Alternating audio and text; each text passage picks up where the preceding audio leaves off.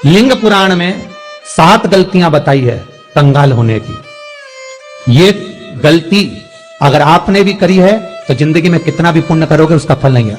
आज की कथा को लिखकर रखना, शायद तुम्हारी जिंदगी संवर जाए। लिंग पुराण में 7 गलतियां बताई है व्यक्ति को बर्बाद होने की।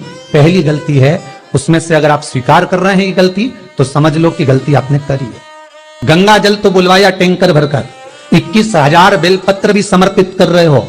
आप मंदिर के अंदर बैठ गए, दर्शन करने वाला आता रहा, किसी को अंदर प्रवेश नहीं दिया। आप गंगा जल चढ़ाते रहे, आप बेलपत्र चढ़ाते रहे, आप स्वयं पूजन करते रहे, और दूसरा व्यक्ति ना जाने किस भाव से, किस रूप में आकर भगवान की सेवा करना चाहता था। पंडित जी ने आपके चक्कर में उसको जल नहीं चढ़ाने दिया, पंडित जी ने आपके चक्कर में उसको बेलपत्र नहीं चढ़ाने दिया। पहली गलती यह हो गई कि भगवान के भक्त को भगवान से दूर कर दिया गया। अब उठा लो श्रीमद् भागवत कथा।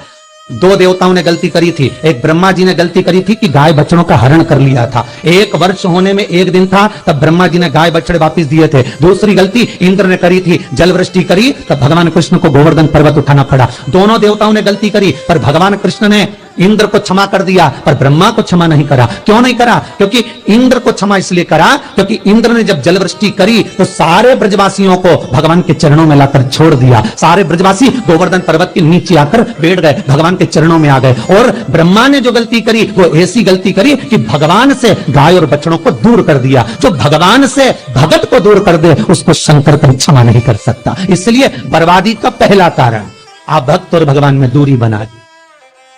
आप भक्त और भगवान की दूरी बना दी। मेरा एक निवेदन हाथ जोड़कर है, हवेली जी हो, ठाकुर जी का मंदिर हो, रामकृष्ण मंदिर हो, शंकर मंदिर हो, किसी भी देवता का मंदिर हो, उसमें भक्त और भगवान में दूरी मत बनवाओ। बन सके तो भक्तों को ले जाकर भगवान के चरणों में छोड़ो। जाओ अंदर दर्शन करो, जाओ पूजन करो, जाओ पाठ करो, जाओ अर्चना करो। आप अगर गंगा जल भी चढ़ा रहे हो, आप अगर बेलपत्र भी चढ़ा रहे हो, 21,000 चढ़ा रहे हो, रोज 1 लोटा गंगा जल पूरे सावन के महीने में तुम टैंकर भरवा के बुलवा के समर्पित कर रहे हो। और निवेदन है एक कोने में बैठकर चढ़ाते रहो, बाकी के भक्तों के लिए कह दो तुम्हारे लिए मंदिर पूरा खुला है, आप खुद चढ़ाओ, आनंद करो, तो शायद तुम बर्बाद नहीं होते।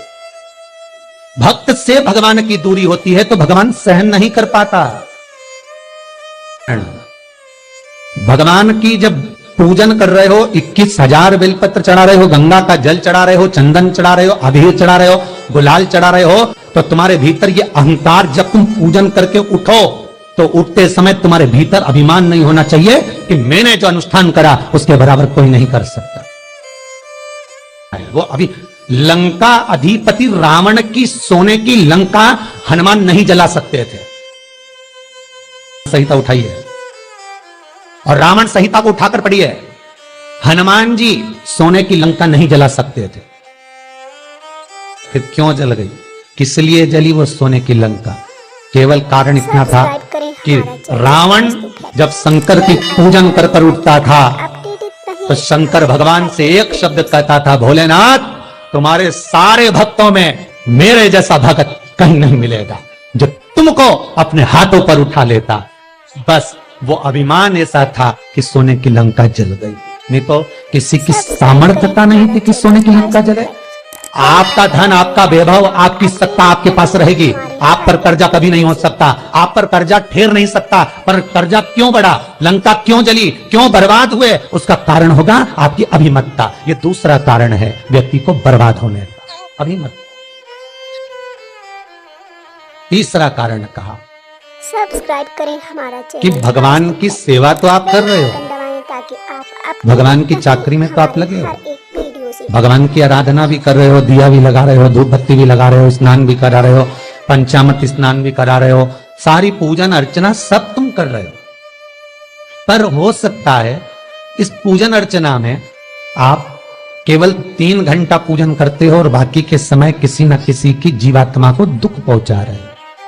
एक कथा में एक बात कही थी कि भले मंदिर में दिया मत लगाओ, भले मंदिर में जाकर धूप बत्ती मत जलाओ, भले मंदिर में जाकर भोग मत लगाओ, भले मंदिर में जाकर जल मत चढ़ाओ, कुछ मत करो, भले भगवान को नए कपड़े मत पहनाओ, भले तुम्हारी मर्जी पड़े भगवान को भोग मत लगाओ, पर शास्त्र कहता है कुछ मत करो, पर एक काम जरूर करना कि किसी के चेहरे पर प्रसन्नता ला देना तो मंदिर में दिया जलाने के बराबर होगा। किसी के चेहरे पर चमक ला देना, प्रसन्नता ला देना तो अगरबत्ती लगाने के बराबर होगा। किसी गरीबड़े के, किसी दुखी के चेहरे पर अगर तुमने प्रसन्नता ला दी तो वो भगवान को कपड़े पहनाने के बराबर होगा। मालूम पड़े तो मंदिर में पूरी सब्जी बांटो, मंदिर में भोजन कराओ, मंदिर में सारा पकवान चढ़ाओ, और कोई तुम्हारे कारण अगर दुखी है तो तुम्हें वो सुख का भान नहीं हो सकता। तीसरा चौथा कारण है कि आप जो पाठ कर रहे हो, आप जो पूजन कर रहे हो, आप जो अनुष्ठान कर रहे हो, उसमें कुछ ना कुछ गलती जरूर हो रही है। ये चौथा कारण।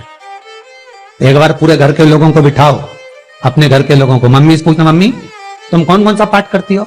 एक बार मम्मी से पूछना, फिर एक बार पापा से पूछना, पापा आप कौन कौन सा पाठ करते हैं सुबह? फिर बहू से पूछना, भाभी आप कौन कौन सा पाठ करती हो? फिर छोटी दुल्हन से पूछना, छोटी दुल्हन तुम कौन कौन सा पाठ करती हो? भैया आप कौन कौन सा पाठ करते हो? आप कौन कौन सा पाठ करते हो? पूछना। जब घर के अंदर बड़ी बहू अलग तरह का पाठ कर रही है, छोटी बहू अलग तरह का पाठ कर रही है, मंजली बहू अलग तरह का पाठ कर रही है, मां अलग तरह का पाठ कर रही है, पति अलग तरह का पाठ कर रहा है, तो उसका जो प्रभाव है, कौन सी चीज कहां टकरा रही है जिसके कारण घर में रोग इतना है कि कोई सही होने वाला ही नहीं, और वो कारण आपको दुख की ओर लेकर जा रहा है, बीमारी की ओर लेकर जा रहा है। चौथा कारण है आपका मंत्र जाप, आपका स्मरण, आपका भजन, आपका पूजन कहीं गलत जरूर है। बेल आइकन दबाएं ताकि आप पांचवा अपडेटेड सूत्र रहें महाराज, हर एक वीडियो से। हमने जो दान किया, हमने जो पुण्य किया, हमने जो सत्कर्म किया, वो किस जगह पर लगा? पांचवा सूत्र है। जो आप दान कर रहे हो, सब्सक्राइब करें हमारा चैनल वास्तु फैक्ट। जो आप पुण्य कर रहे हो, सत्कर्म कर रहे हो, वो किस जगह पर लगा? ये पांचवा सूत्र। हमारे हर एक वीडियो से। फिर निवेदन करेंगे, गाय, बेटी और लक्ष्मी 50 बार विचार करना तब किसी को देना। बेटी किसी ऐसे को मत ब्याह देना जो जुआ खेलता हो, मदिरापान करता हो, मांसाहार करता हो, वेश्यावृत्ति करता हो। वो बेटी का सम्मान नहीं करेगा, बेटी रोएगी तो कन्यादान करने वाले को रोना पड़ेगा। अपडेटेड रहें हमारे हर एक वीडियो से। दूसरे नंबर पर गौ माता, गाय ऐसे ब्राह्मण को दान मत देना कि ब्राह्मण के घर में खुद रहने की जगह नहीं, और गाय को ले जाकर तुमने दे दिया, और उस ब्राह्मण ने जब तक दूध दिया बांध कर रखा, एक तगाड़ी बाल्टी साड़ी के चक्कर में ले लिया, सोने के सींग के चक्कर में ले लिया, और बाद में वही गाय कसाई के हाथ में बिक गई और कसाई ने काटा तो बद्दुआ तुमको लगी। बेटी, गाय और लक्ष्मी, पैसा भी किसी ऐसे भिखारी के कटोरे में मत दान देना कि जिसने ले जाकर मदिरापान में लगा दिया, जुए में लगा दिया, वैश्यावृत्ति में लगा दिया। अगर जिस भिखारी के कटोरे में पैसा दिया उसने शाम को ले जाकर मदिरापान में, जुए में लगा दिया, तो लक्ष्मी रोती है कि तूने मुझे गलत जगह पर दिया है, इसलिए अब तुझे रोना पड़ेगा। तब व्यक्ति को रोना पड़ेगा। पांचवा कारण अपनी पुस्तिका में लिख कर रखना, तुम्हारे दुख का पांचवा कारण क्या है? क्यों तुम करोड़पति से रोड़पति बन गए? तुम्हारे यहाँ पर 4-4, 5-5 गाड़ी थी, खूब वैभव था, खूब धन था, फैक्ट्रियां चल रही थी, सत्ताएं चल रही थी। भगवान शिव की कथा का छठा कारण बता, हमारे दुख का कारण छठा। सब्सक्राइब करें आदर, सम्मान में बेल आइकन दबाएं ताकि आप अपडेटेड रहें। घर के जो बड़े हैं, घर के जो बुजुर्ग हैं, घर के जो आदरणीय हैं, उनका सम्मान नहीं करता। सुंदर कहा, जिस घर में माँ बाप की इज्जत नहीं होती, उस घर में देखना कभी बरकत नहीं होती। कभी कभी नगर में, गांव में सभी का व्यापार एक साथ समाप्त हो जाता है। कभी कभी गांव में, नगर में सबका व्यापार एक साथ समाप्त हो जाता है, सबका व्यापार एक साथ ही खल्लास हो जाता है, समाप्त, सभी कर्जे में हो जाते हैं। तो समझ लेना कि उस गांव के खेड़े का देव महादेव, उस गांव का खेड़ापति भगवान शंकर, उस गांव का शिव जरूर रुष्ट हुआ है, जरूर रुष्ट। उसको मनाने का प्रयास करो, जिससे अपनी नगर, अपना गांव फिर उन्नति की सीढ़ी पर चढ़ जाए। जो अच्छा काम करवा रही है, अच्छी कोड़ी आई होगी, सत्कर्म करवा रही है, अच्छी कोड़ी आई होगी, और मालूम पड़े एक कोड़ी ऐसी आ गई जो डॉक्टरों में भरवा रही है, सारा की सारा धन मेडिकलों में लगवा रही है, पुलिस में लगवा रही है, कहीं गलत जगह पर लगवा रही है, कहीं एक्सीडेंट में लगवा रही है। जो कौड़ी गलत जगह पर धन को लेकर जा रही है, समझ लेना कि वो कौड़ी बेकार आ गई, जो सारा का सारा बर्बाद करने में लगी हुई है। उस कौड़ी को पहचानो कि वो कौड़ी कौन सी है। 7वां कारण शिव महापुराण का, लिंग पुराण का लिख कर रखना कि एक कौड़ी ढूंढना कि वो कौड़ी कौन सी घर में आ गई जो हमें बर्बाद कर कर चली गई। तो कौड़ी को ढूंढी। सावन से लेकर अभी तक की कथा की सबसे सुंदर रसतत्ववान आज की कथा के 7 कारण शायद आपकी जिंदगी को बना दे। साहब, ताकि आप अपडेट आज बाबा ने अगर बुलवाया है इस व्यासपीठ से तो आपके लिए बुलवाया होगा। श्री शिवाय नमस्तुभ्यं। श्री शिवाय नमस्तुभ्यं। श्री शिवाय नमस्तुभ्यं।